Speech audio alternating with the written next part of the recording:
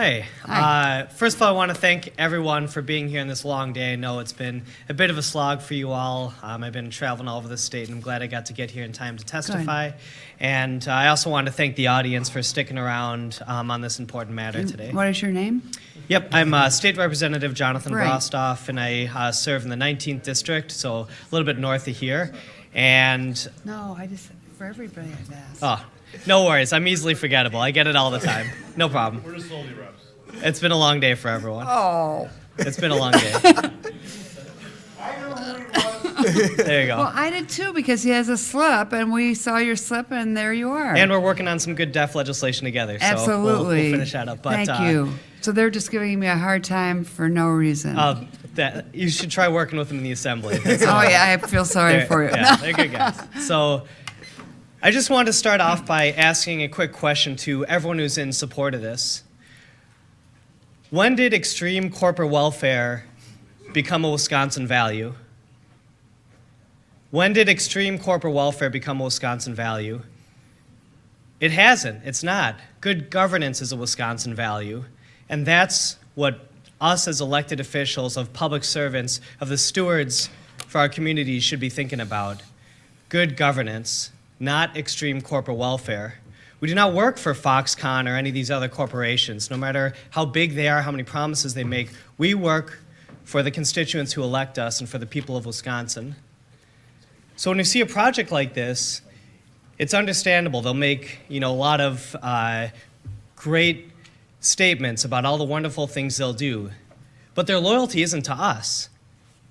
They'll make a lot of statements about all the wonderful jobs they'll provide, but we have no way of knowing that. It's a gamble. Their loyalty is to the $3 billion bribe that they need to come here, and that's not true loyalty. They don't care about us. A friend that you have to pay to hang out with you is no friend at all.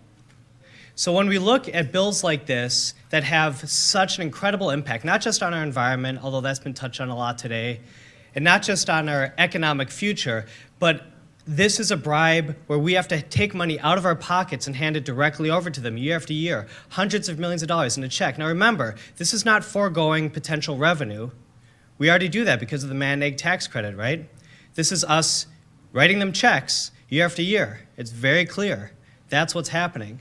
So not only are they not paying their fair share in taxes, we are bribing them year after year to come here.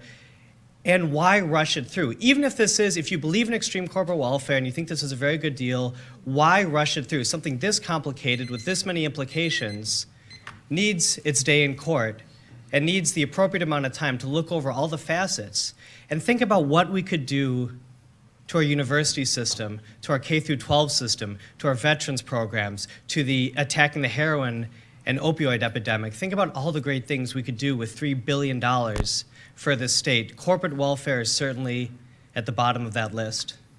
Thank you very much. Thank you. Questions? Yes, Representative Hintz. Thank you. Thanks for appearing today and for raising critical questions around the state on the issue. You kind of raised it, but I mean, do you think the state could better spend $3 billion over 15 years? I think it's kind of something that's been missing from the discussion today. I think that's a great question, Representative. Yeah, the state could definitely better spend that money. With $3 billion, we could invest, we could make a pledge right now, everyone in this room, and bring it back to the governor and say, we're going to have the best K-12 education system in the country. And we're going to make a system so great that families from all over the country are going to want to come to Wisconsin and move here and live here and send their kids to our schools.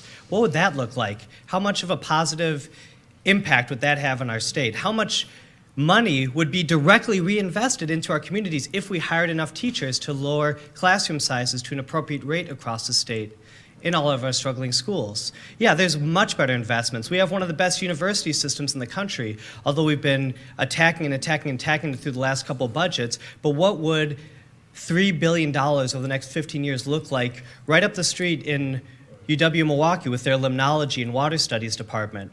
What would it look like at UW-Madison with their nanotechnology innovations? We could be a world leader with the brightest minds from across the world coming here, flooding to our states, bringing in that revenue, bringing in their ideas, their innovations, their patents, and make our state better for entrepreneurship, a better environment. But I think there's many, many, many ways we can invest in the state beyond handing it over to a big corporation in this huge corporate welfare package. So, I've been reading a lot of national analysis of these kind of incentives, and despite the poor track record and how you can't buy sustainable economic development and how it doesn't pay off and it has a miserable return and it doesn't work and it ends up costing money, why do you think states continue to do it, and why are states like Ohio laughing at us? Well, Ohio has taken a very different model in I these think sorts Ohio still wants to get them. Oh, is that what it is? Ohio's. Yeah, they have. But let's Well, go back to your answer. Yeah, but they said that they weren't going to try to buy it. Right, that's a good case. So we were total Okay, joke. okay, gentlemen. Okay, so to I the don't know. I haven't question. seen Jonathan in a while because we haven't met.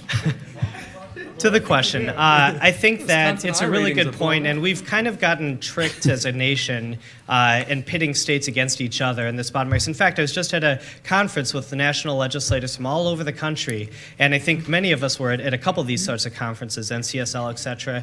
And at these conferences, we heard from people who are saying, we don't want to be pitted against you in this race to the bottom. We don't want to have to give up our tax dollars that could be going to much better things to pay off these corporations and try to bribe them here until the next state pays them more and the next state pays them more. Because again, their loyalty is not to the state. So I think we've been put into this false dichotomy, tricked by corporations into this idea that we have to bribe them over and over and Okay, over. Representative Nygren. Yeah, So it's that's- an interesting that's my turn we answer. took here at the end. Yet, the fact you didn't mention the Ernst & Young study, the Baker-Tilly study, the UW economic professor report Great that points. actually showed Great a points. 4-to-1 return. So you're going to give up $3 billion, That's a great a point. trade-off of $3 billion in economic investment by the state for $12 billion of return. Chairperson What Nygren, person thank you so that has a much. financial Thank you so acumen much. would actually say that that's a bad deal? Thank you so much for referencing it. Did you read the study?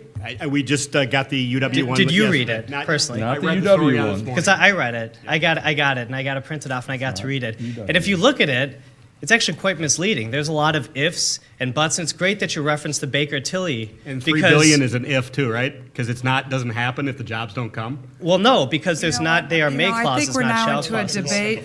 But Yeah, you can talk on the floor. Let's text each- We let's have- text we each have other. I President know. Albrecht let me here just to quickly interrupt. answer the question then, and I'll say that the Excuse study me, shows okay, go the study ahead, shows finish. very clearly that they are based off of numbers that are corrected in the Baker-Tilly, showing that the estimations are off by 4,000 to 10,000 jobs. So the numbers are completely false, and it's very evident. Even there, he says, if everything they're promising comes true, this is what I find. You know So, what? This hearing thank has you. gone really well with Senator everybody Taylor's question. respecting Thank you very time. much. Senator Taylor. Okay, shh. Senator Taylor has a question. Okay,